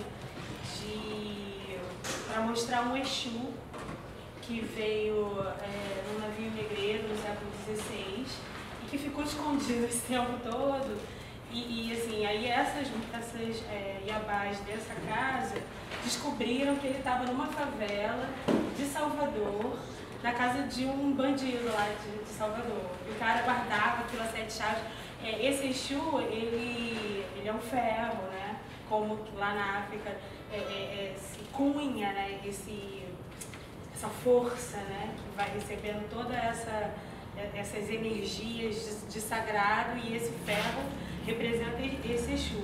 E aí essas iabás dessa casa descobrem, tem umas de Salvador ainda, que fazem uma viagem para Salvador, isso tem uns 2 anos mais ou menos, para trazer esse Exu para o Rio, porque elas tiveram sonhos e recados de que ele agora poderia aparecer e que tinha que contar a história dele. Aí foi uma festa super bonita, que tinha as camisetas, né, com a foto dessa energia. Mas e aí eu estou trazendo essa história porque tem muito mais coisa do que a gente possa imaginar, né? Assim, tem uma força maior que eu acredito que a gente vai transpor esse muro tão complicado que a gente mesmo construiu. E eu acho que os povos sagrados se distanciaram menos, né? Conseguiram de uma história que é humana e não tem como a gente mudar. Eu acho que tem uma mobilização espiritual dos orixás, de todos os espíritos, de todas as partes desse planeta, para que a gente consiga. E por isso que muitos segredos eu acho que estão sendo revelados para sensibilizar.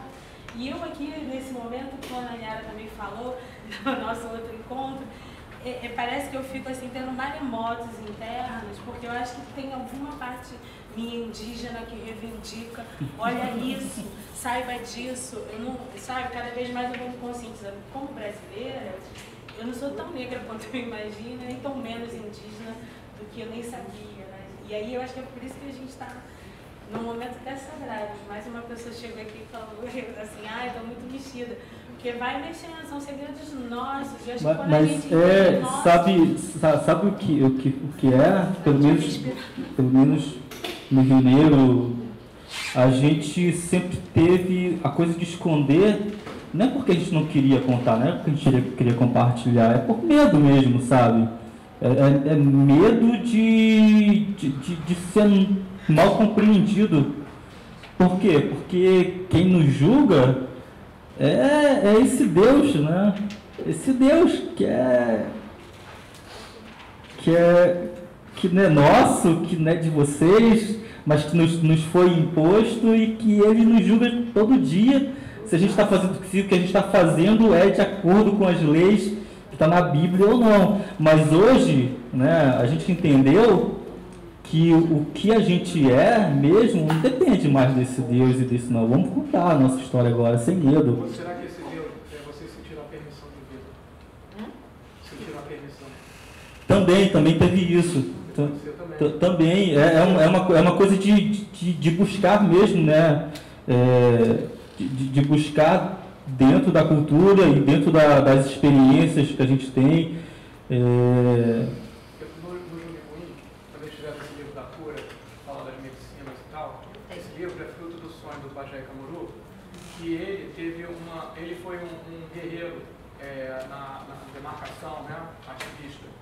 E parece que reza a lenda que em algum momento, quando ele teve ele estava nos achamentos e tomou a medicina com eles, e a medicina chegou para ele e disse: você fica falando da sua cultura, e cadê a sua cultura? Sua cultura é para te proteger, a tua força e tal. E ele saiu se embreando tudo quanto é canto dos Unicum mais escondido, porque eles perderam a cultura com a escravidão, né? Dos seringueiros e tal. Foi recuperando um monte de coisa e chegou à conclusão, quer dizer, que isso tudo né, não é ele chegou conversando com os outros pajés e recebendo essa comunicação espiritual. Que a cultura era a proteção. Mostrar era uma maneira de se proteger. Então, isso criou muito conflito, até mesmo depois que saiu o livro, até hoje um pouco, tem essa discussão lá no Junicuim. Acho que se deve abrir tudo, como é que é e tal, que estou vendo que é a mesma situação.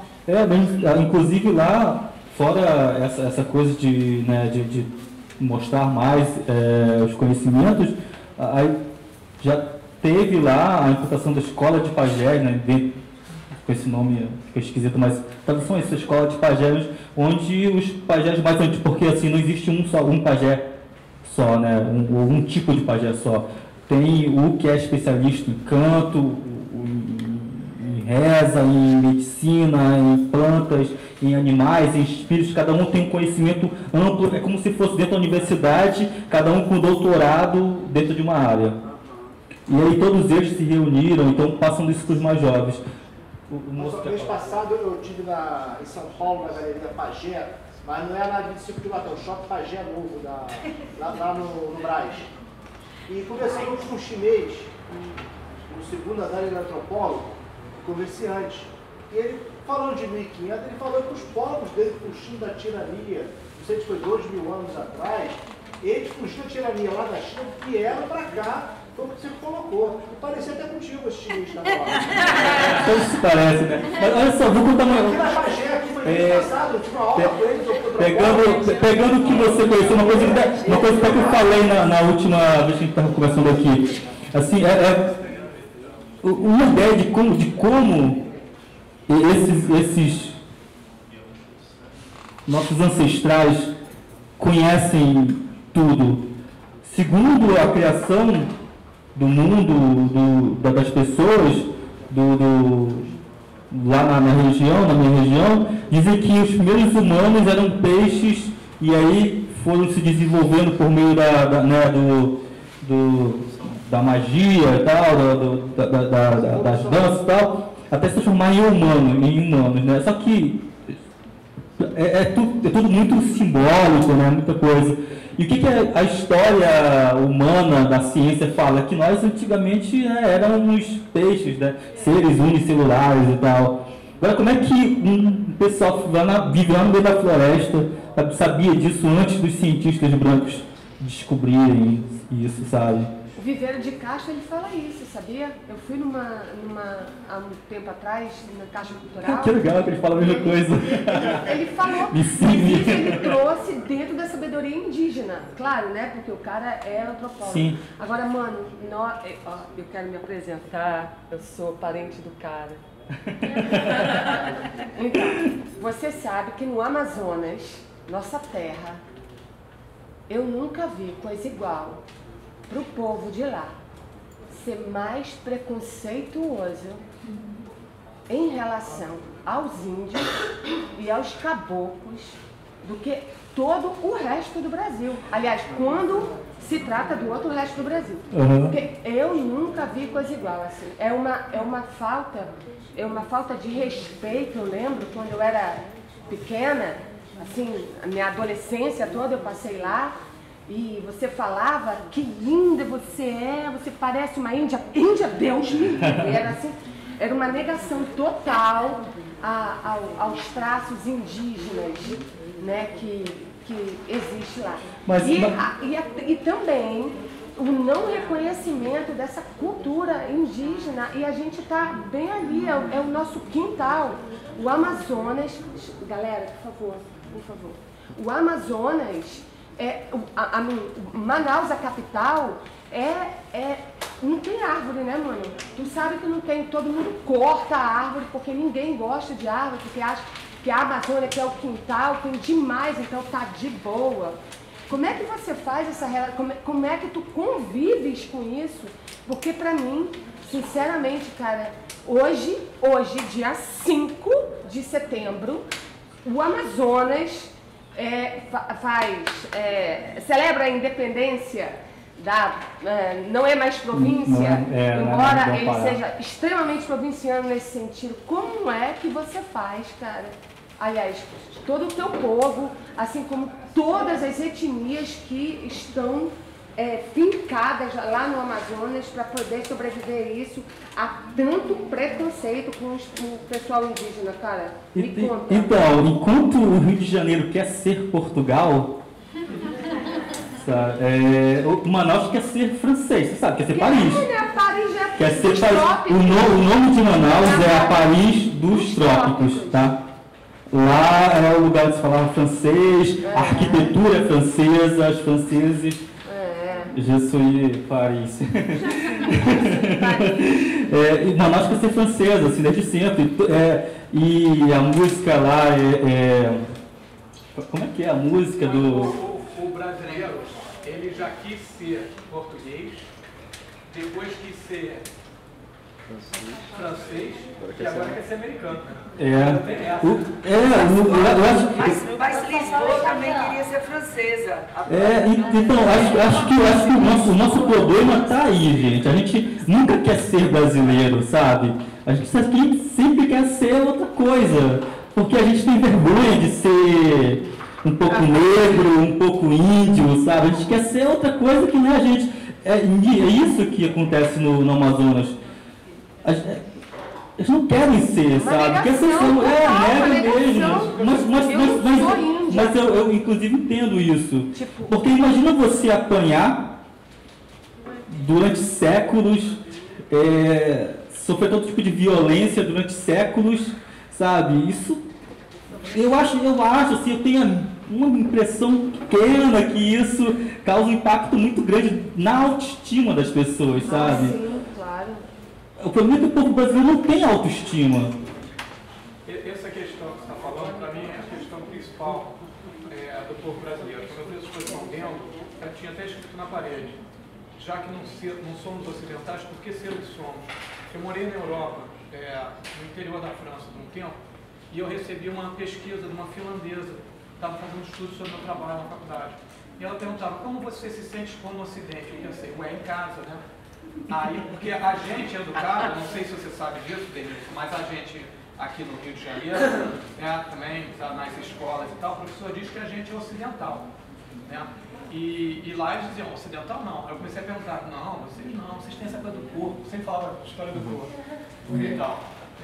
Então, essa questão, e isso respondendo também a tua pergunta, na verdade isso é uma questão estratégica. Essa sociedade que diz que tem preconceito contra o índio, nem sabe, acha que é preconceito, mas esse preconceito atrás dele tem uma estratégia de separação. De apartação, vivemos dominação. Então, essa estratégia da elite brasileira é uma estratégia para separar um Brasil que é mais miscigenado. E aí entra essa questão da cor da sua pele, sabe? E tal. Sabe? Então, é uma coisa assim, não ser ocidental é uma coisa fundamental para o Brasil. Eu acho que a gente pode, ainda agora, a Renata falou, ainda antes falou da questão da escola, que as escolas hoje manifestam as escolas, vírgula, não são os tijolos, são as pessoas que comandam a educação, manifestam praticam um distanciamento. Eu penso que eu fiquei, antes de mais nada de falar, antes que eu esqueça, página 2 do Globo hoje, Raul Lodge fala há um processo de demonização da cultura brasileira. E ele faz uma discussão aqui, eu acho interessante, porque ele diz uma coisa interessante, ele fala assim, não se dança mais, não se canta mais, não se faz um monte de coisa. E quando ele diz, quando eu li isso aqui, como é que não se dança? Se dança, mas ele está falando da outra dança. Eu acho que a gente vem num processo de civilizatório, transformando manifestações culturais em produto. E na medida que transforma em produto, joga para cima do palco. Na medida que joga para cima do palco, promove-se uma distância e uma canonização. E aí é muito fácil ter preconceito. Porque muitas pessoas, muitas mulatas que faziam show de samba teriam que entrar, por serem mulatas, pelo caixote do teatro, ou seja, entrar por trás, não pode entrar por onde a elite entra. Então tem toda uma história de produto que vai se transformando. E ainda agora a gente discutiu na arte indígena, arte não arte, e eu acho que vocês conseguiram explicar. Entre arte e não arte é aquilo que pertence à minha vida, o meu comportamento de vida está ali. Mas, no entanto, o processo civilizatório distancia quando torna produto e tira da vida, e tira do viver normal. Aí eu fico lembrando de um grupo, só para terminar, um grupo de resistência que tem, que eu não sei de onde eles são, mas eles reúnem toda última quinta-feira debaixo dos arcos da Lapa e fazem um samba de crioula.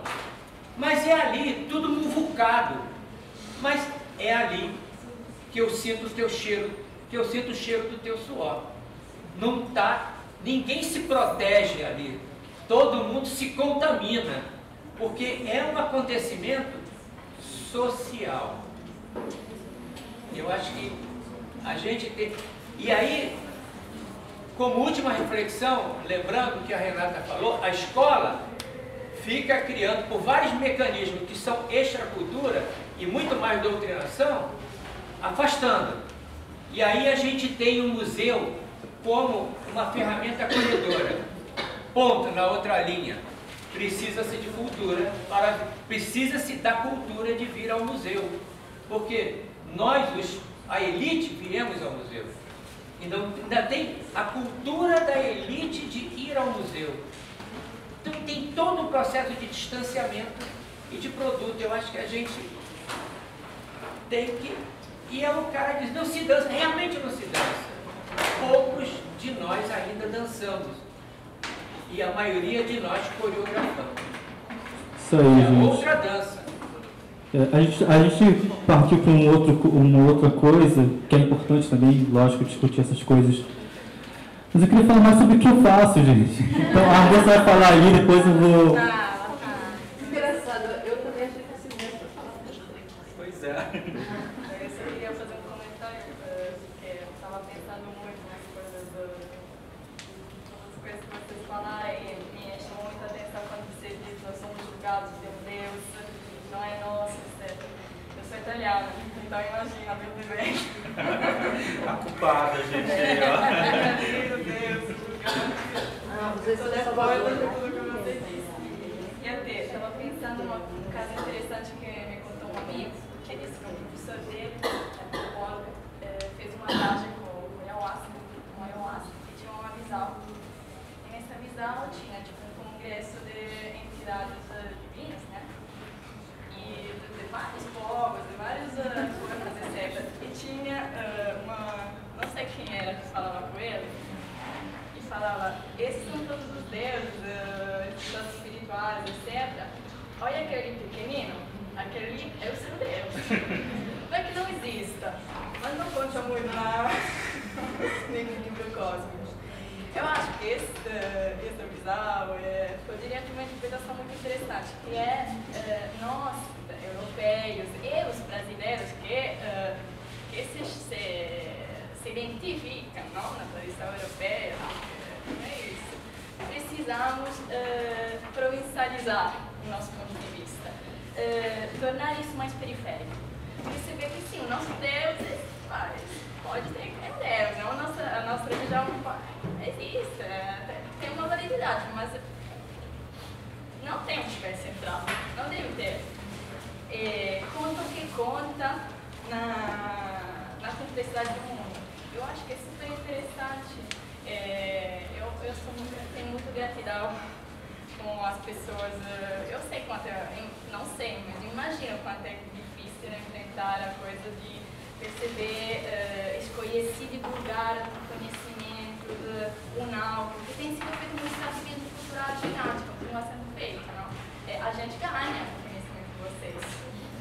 É esse o problema, não? Quando depois um certo conhecimento entra em dinâmicas diferentes, pode se tornar do outro.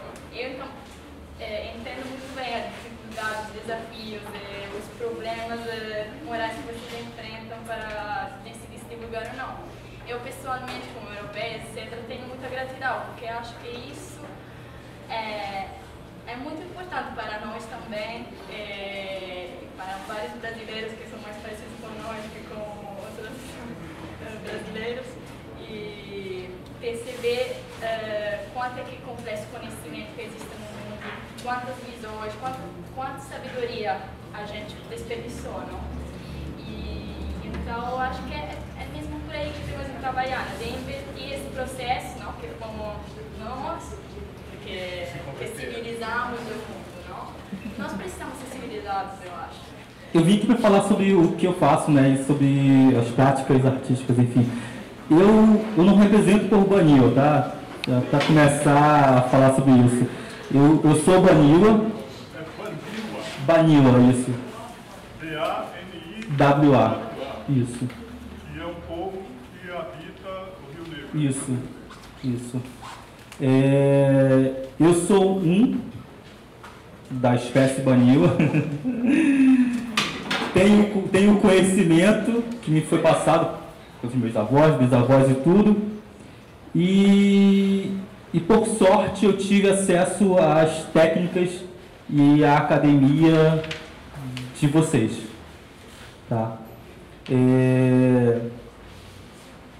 Como eu disse, eu tinha medo de passar essas coisas, que agora eu estou conseguindo passar e tudo. E desse processo de reafirmação cultural, de luta para descolonizar mesmo, né? Acho que o pessoal do Acre passa por isso, todas as populações indígenas estão passando por isso agora, porque a gente está reconhecendo que a nossa cultura ela é muito importante, ela não é menos importante do que o outro, então a gente tem que valorizar e tem que mostrar para as outras pessoas, porque só mostrando, só compartilhando, é que as pessoas nos conhecem e têm a possibilidade de nos respeitar. Como foi o seu processo de decisão de colocar isso para fora?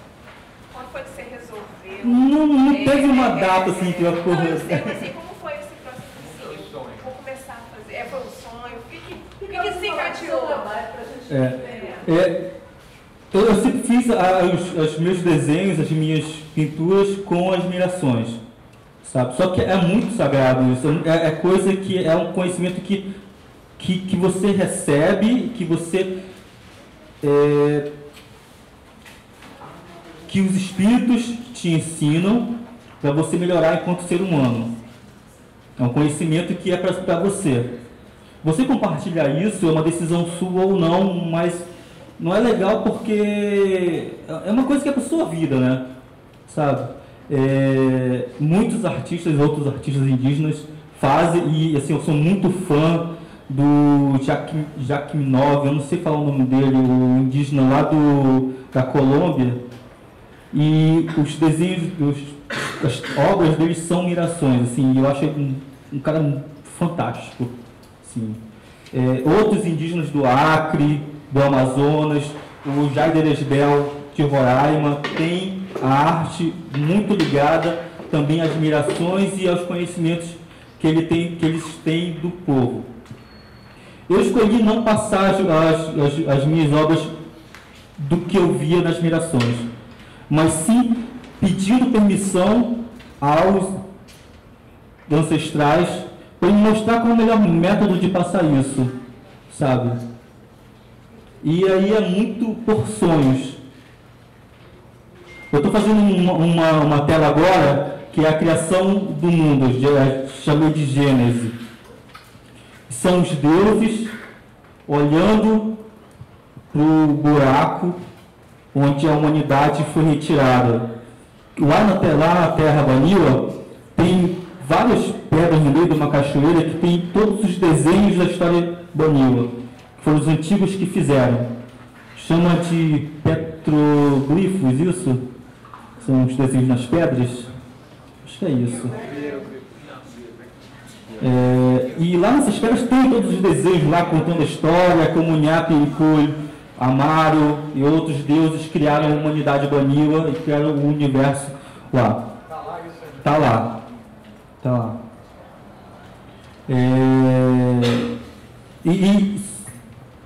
E aí eu queria contar essa história da criação do universo e dos seres humanos para vocês, sabe?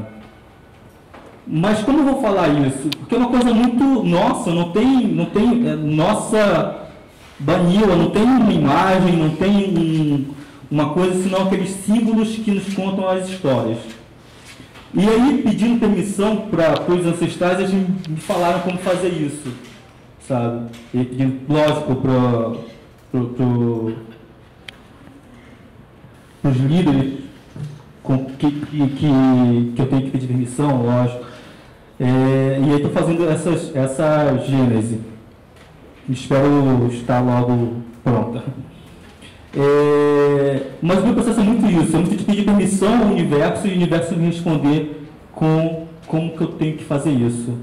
Sabe? Da mesma forma foi com a cobra, ela está muito explícita como uma cobra, porque é assim que foi dito que vai ser possível acessar as pessoas que estão aqui no museu, e ao mesmo tempo dentro dela tem todas essas informações que não são acessíveis a vocês porque vocês não conhecem os códigos. E as permissões são dadas com limites definidos? Geralmente a gente fala de inspiração, né? Inspiração. Eu consigo chegar até o limite onde eu posso falar e o que eu não posso falar, porque eu sei, né, o que eu posso falar e o que eu não sei falar. Sabe? É como aquele rapaz, aquele moço que faz as esculturas de metal com os símbolos dos orixás, eu não lembro o nome dele agora, mas eu já vi algumas exposições dele, é bem famoso. Eu não lembro o nome dele agora. Isso, agora ele é. Mas eu imagino que eu trabalho dentro do limite que ele também trabalha, sabe? De não ofender, de não passar muita coisa, mas ao mesmo tempo comunicar. Porque lá nos Baniwas é que está tendo mesmo essa comunicação, essa explicação, esse conhecimento passado da forma crua, como tem que ser. Eu só estou aqui na cidade para mostrar para vocês um pouco, sabe? Para mostrar que a água, ela não é só hidrogênio, oxigênio, ela é vida, sabe? Ela tem um espírito dentro dela. Quando você ingere ela, você está engolindo um pedaço de um Deus, sabe? Quando você suja, quando você joga as coisas dentro da água, você está sujando não hidrogênio e oxigênio, você está sujando um espírito, uma coisa viva que está ali dentro, sabe? Eu acho que esse é meu papel como artista hoje, é mostrar para as pessoas que tudo o que tem vivo nesse mundo é parte de nós. É como ele disse, nós somos, né, a natureza. A gente olha daqui, eu estou vendo ali a Baía de Guanabara, estou vendo essas águas aqui que parecem ser muito limpa, né, refletindo o céu. E para mim tem uma distância, não sei de quantos metros até essa água. E para mim aqui parece ser muito distante essa água, né? Mas se a gente pensar bem, o nosso corpo, ele é mais da metade de água, sabe? Então, aquele espírito que está lá também está dentro da gente, sabe? E aquele que está lá está doente, porque está cheio de troço dentro, está cheio de lixo, de óleo, de coisas que de repente ele está ali sufocado, sabe? Então a gente precisa entender que ele sufocado ali, quando esse espírito da água morrer, a água que está também dentro da gente vai estar doente, vai morrer. Por isso que a gente sofre tanto de doenças, de coisas, sabe? Porque se o nosso corpo é água e a nossa água está doente, a gente também fica doente, né? E a gente necessita muito de água, né? Porque se a gente parar de beber água, a gente morre, ou pode ter uma pedra nos rins, né? E aquele espírito que está lá, você não consegue imaginar, porque você não tiver esse conhecimento, não tiver esse acesso, sabe? Então eu acho que está na hora de vocês conhecerem. E tem uma jiboia nesse universo que cuida da gente, que ensina a gente, que tem como que você chama? Anaconda, dentro desse rio, que é o espírito do rio e que cuida disso. A gente vai matar ela, vai morrer também a humanidade toda. Que tem a árvore que segura o céu, que se a gente derrubar as árvores ou se cavar muito atrás de ouro, essa árvore vai cair e o céu vai cair, vai morrer todo mundo, sabe? A gente precisa ter esse conhecimento, dessas coisas. E aí, esse é o meu discurso enquanto artista. São duas perguntinhas bem sucintas. A primeira é pertinente a esse assunto que você estava tratando agora, que é do ensino, do conhecimento, não só da sua tribo, da sua origem. Se eu, como homem branco, quisesse hoje ter esse conhecimento e divulgar em escolas, poder ter, assim, passar para as crianças o respeito que a gente tem que ter com a natureza, com os seres, com a forma como vocês encaram de uma forma tão simples, mas ao mesmo tempo tão profunda, a relação humana com a natureza. Aonde que eu procuro isso? Essa é uma pergunta. A segunda pergunta, que é bem simples, é o seguinte: autoria, eu acho que é uma coisa, eu entendo como uma coisa ocidental, né? Eu fui lá, pintei a Mona Lisa, eu sou o autor da Mona Lisa. Como é que funciona a questão da autoria para os Baniwa? É você o autor, é o Energia que é a autora, a medicina que é a autora, é a aldeia que é a autora. Como é que funciona a questão da autoria de uma obra? A primeira pergunta é muito fácil. Tem dois jeitos. Um é muito fácil e você vai ter um conhecimento muito grande, muito rápido, que é ler assim, todos esses ensinamentos que os antigos sabiam e tudo, está tudo em livro. Que o antropólogo já escreveu, porque o linguista escreveu em detalhes, com as técnicas, com os ingredientes, com tudo. Outra coisa é fazer como ele fez. Você vai numa aldeia, né, conversa, conhece alguém, vai e tal. E não precisa de muito tempo, porque como a medicina é muito forte, você consegue ter uma biblioteca dentro da sua cabeça ali em algumas horas. Convivência, né? Convivência, isso. Outro jeito é ler mesmo. Assim, tudo isso está escrito nos livros, infelizmente, né? Ou felizmente, porque está sobrevivendo aí. Alguns conhecimentos nem são mais praticados e está escrito nos livros. Foram deixados de serem feitos e estão escritos em vários livros. Mas o acúmulo de informação que eu possa vir obter me torna um porta-voz? Não, te torna um conhecedor. Um porta-voz é algo bem diferente. Contrata um Baniwa para ir na escola. Não, eu quero entender como eles entendem. É isso só. provocação é para entender como vocês entendem. Não. Porque nós brancos entendemos que a Porta-voz não, mas aí eu volto à tua segunda pergunta. Que quando eu faço, o Ernesto faz uma coisa, ele não está representando uma cultura, ele está representando uma experiência pessoal que a gente teve, assim, sabe? Foi até alimentado por essa cultura. Exatamente. A gente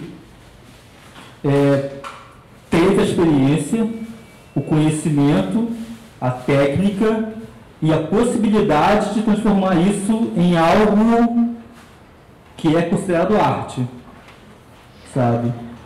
Essa experiência e essa técnica aliada a essa chance de transformar em arte te torna autor. Você não está... É aquela coisa, né? A arte é a cultura, essa arte de museu, de galeria é a cultura. Não, é uma expressão do artista, né? A cultura, ela está lá e ela é viva, ela se transforma e tudo. O quadro que tu faz hoje vai ficar aí. A Mona Lisa está lá há tanto tempo, sabe? O que você faz enquanto artista é tua expressão, é o teu, não está representando, não está nem sendo porta-voz do povo, está sendo, no máximo, um mestre ensinando alguma coisa, que mesmo assim é pela tua experiência, né?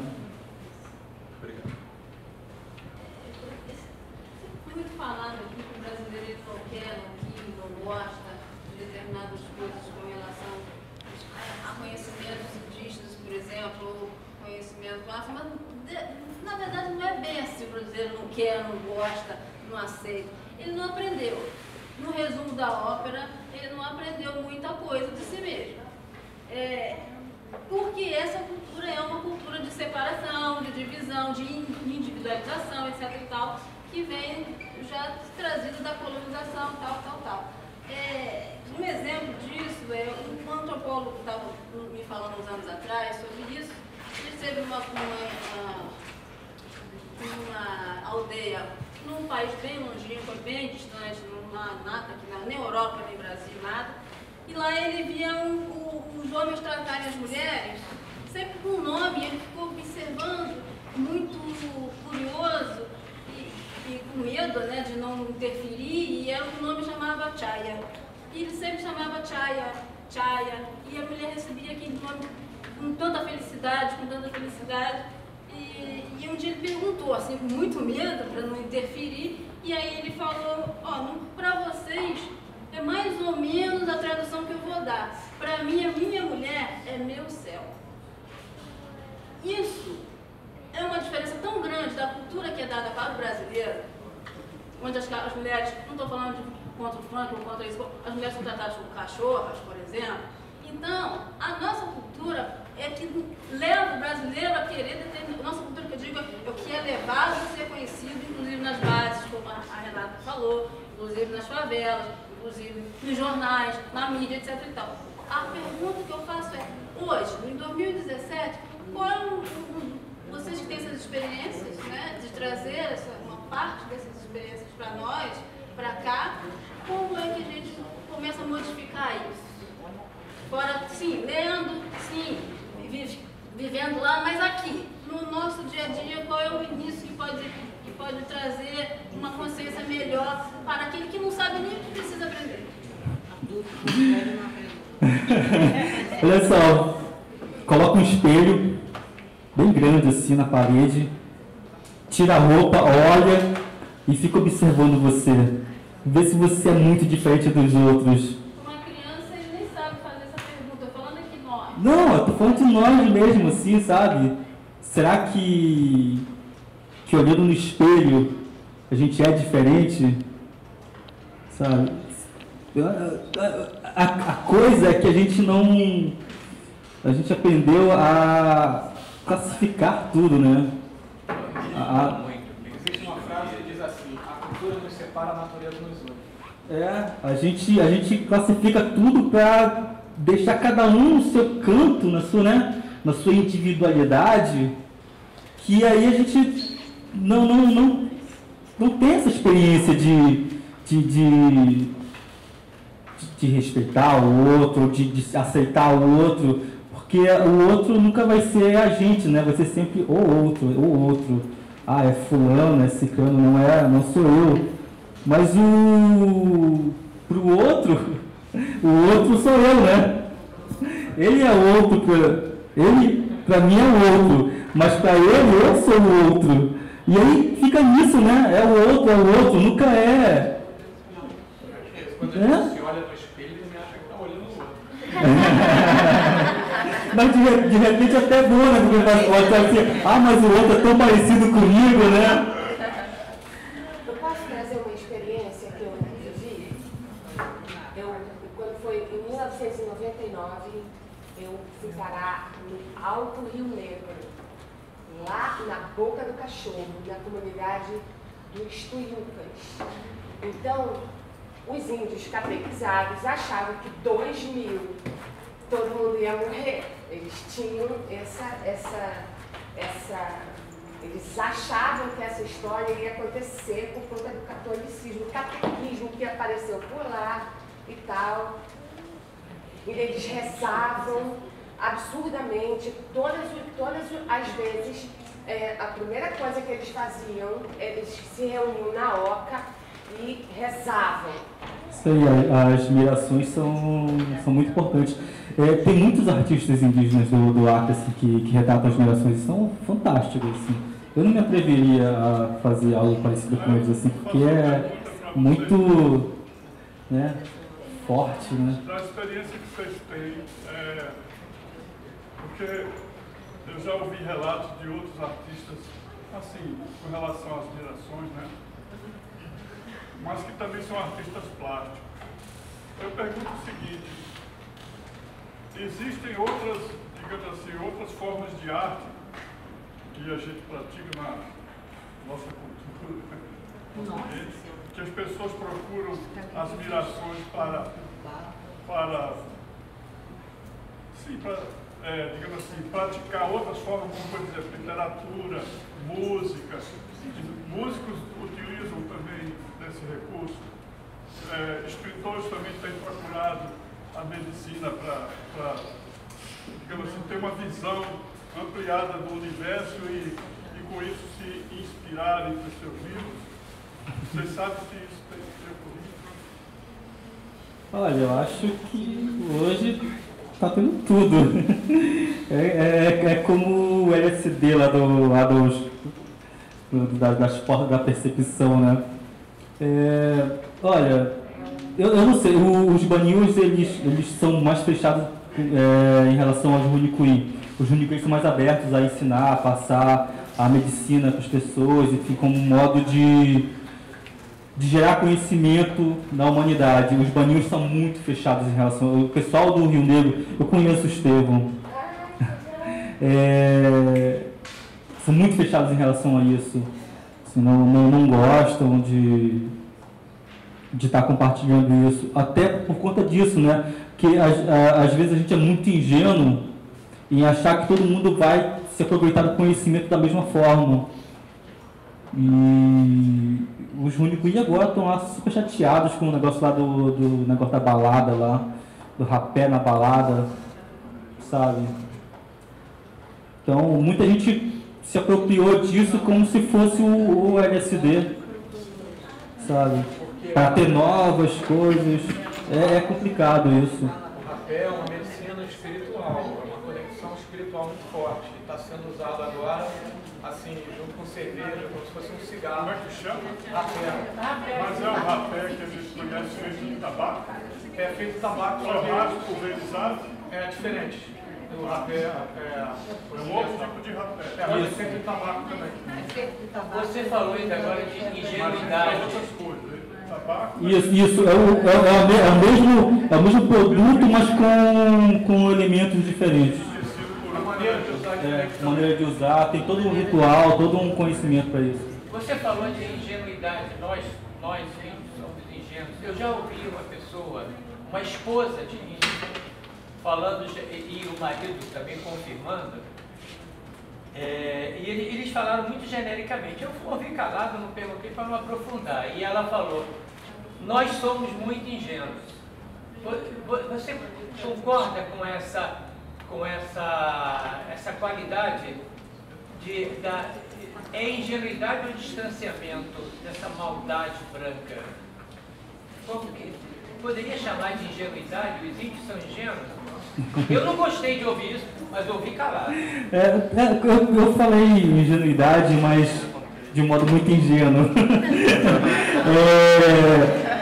É aquela coisa do que a gente, até eu já ouvi isso várias vezes, que quem não aproveita a oportunidade para se dar bem é otário.